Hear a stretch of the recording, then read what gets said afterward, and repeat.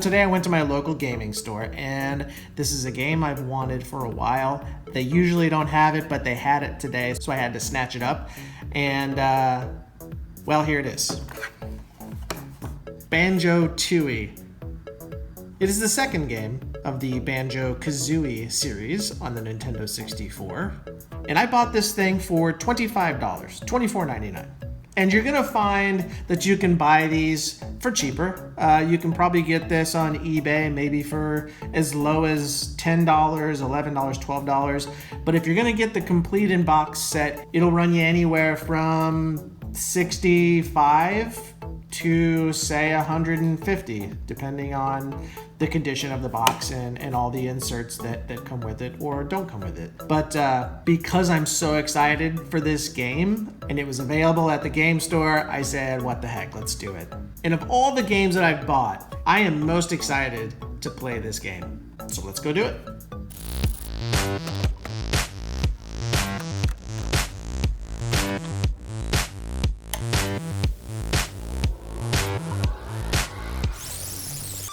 So here we go, Banjo-Tooie, and right off the bat, I'm sucked in, man, with that spinning end, the nice Rareware logo. Like, I'm really, really pumped for this. So you'll quickly realize that this particular game, and I really mean this game has the longest intro I have ever experienced. Like, I'm not even kidding you. It is literally the longest intro I have ever seen. And I've said that before about, I think Armada on the Dreamcast had the longest cutscene at the very beginning. Actually, I think that was Wing Commander. Either way, both also very long. But nothing compares to how long this beginning intro is to Banjo-Tooie.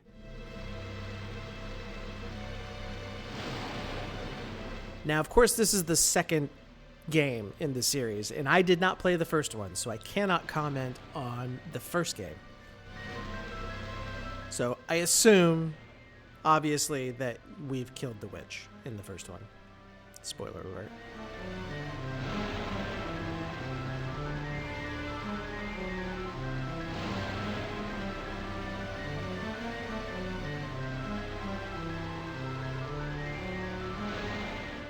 So in order to save some time here, because it's literally going to take forever, I'm going to fast forward this. However, you can watch the entire intro by clicking the link on the screen or in the link in the description, because if I let it go, it's just going to take forever. So you can pause this, go watch the intro if you want, then come back and then pick up. Or just continue with me and watch the intro after this video is done. Either or. Okay, so literally more than 10 minutes later, you finally get to play the game. And you are immediately put into this giant world. It really does look vast. I mean, it looks epic. And of course, there's another little flyby that shows you what's going on in the area. And I would recommend playing this with a tremor pack, because this banging that this guy does, it really shakes the controller. It's kind of fun. So once you get the flyby, you get to kind of, you know, get used to the buttons, which is what I did. And pick up some certain things like eggs. You'll be able to throw those later on.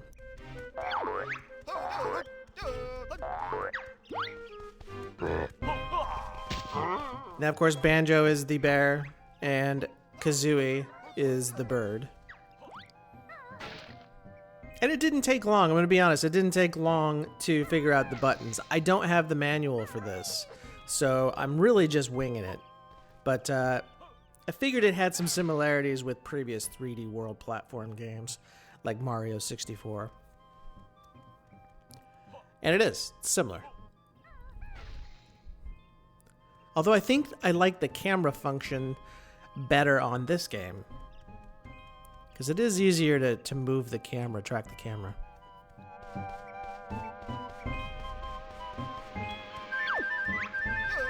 So I probably say this ad nauseum, but just playing the a Nintendo 64 cartridge is, I find it still fascinating that they were able to put all of these 3D polygons with nice textures on them. I mean, these aren't just regular polygons, they have textures on them. They were able to fit all this into a cartridge. I still find that fascinating.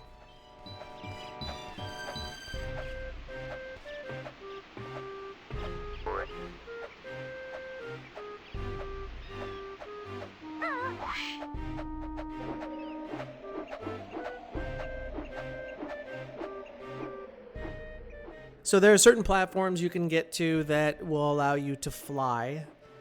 I'm not very good at it quite yet. I'm trying. I think I could probably be worse. And now I'm stuck on a tooth. Okay, good. So there are certain secret areas that you can go to by flying. And you do have to go to this one because it pretty much explains to you that his pages were ripped out, but if you give him some pages, he'll be able to give you some cheats. Now, I don't know this for certain because, again, I did not play the first game, but I think this guy, this Cheeto, was in the first game as well. I'm guessing. Correct me if I'm wrong. And it looks like, according to the conversation, that I am right. Another thing that I've probably said ad nauseum is how much I hated the Nintendo 64 controller. I obviously I don't hate it. Matter of fact, I've kind of grown to love it. Not like it, love it. And for some reason with this game in particular, the controls are really great. The only other game that I could say the controls were fantastic, that I really enjoyed, was Star Fox 64. And Mario's pretty good too, but again, this one has better, I think, camera functions on it. I am using the Nintendo 64 expansion pack on this. It is not required, however, and I'm not sure it actually enhances the graphics in any way, because it's not a requirement to play this game. But if you have it, great. If not, don't worry about it. I do have this going through a scaler, and I think it looks pretty decent. So some other cool things. I mean, there's some boots that make you get long legs. I think it actually allows you to jump higher. There are also shoes that make you run faster. I found little use for either of them.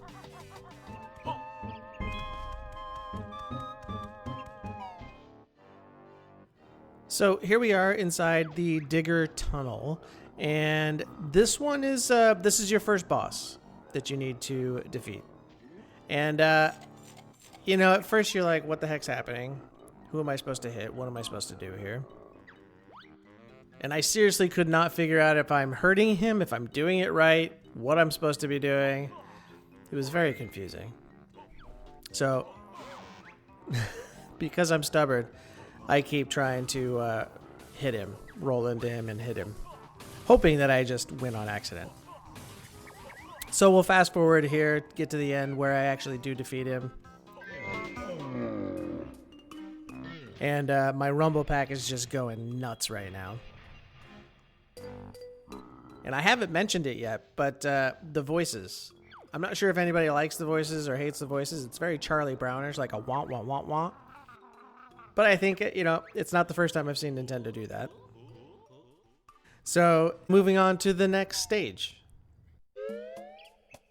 And we're at the Isle o' Hags. And again, it's a really big, expansive world that they've created here. And much like, you know, all the Mario games, you know, you go up and you look at the signs, or Zelda. You look at the signs and you read them and it tells you what's going on. The predecessor, Banjo-Kazooie, sold over 3.65 million units. That came out in June of 1998, again made by Rare. And when this one came out in 2000, it sold less than half that. It sold 1.49 million. Now that's still pretty darn good. And if you do some research, you see a lot of people prefer this game to the first one. And of course you're going to have those who like the original, who doesn't like the original. But this one clearly didn't do as well. But to be fair, you know, it was 2 years later. Smack dab in the middle of the Nintendo 64's entire run. So who knows if that had anything to do with it. But like I said, it's not a drop in the bucket. It's the number 33 most purchased game on the Nintendo 64, which is more than Pilot Wing 64, Paper Mario, more than Mario Golf, more than F-Zero X, more than 007, The World Is Not Enough. So, I mean, you know, it did pretty good. This was also made available to the Xbox 360 in 2009.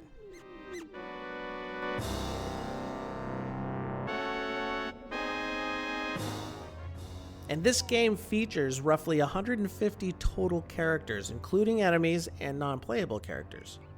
That's a lot. And if you're looking for ratings, let's talk about what the ratings were for this game. Game Rankings gave it a 91.3 out of 100, which is fantastic. Metacritic gave it 90 out of 100. All Game gave it 4.5 out of 5 stars. Edge gave it 7 out of 10, probably the least of all of them.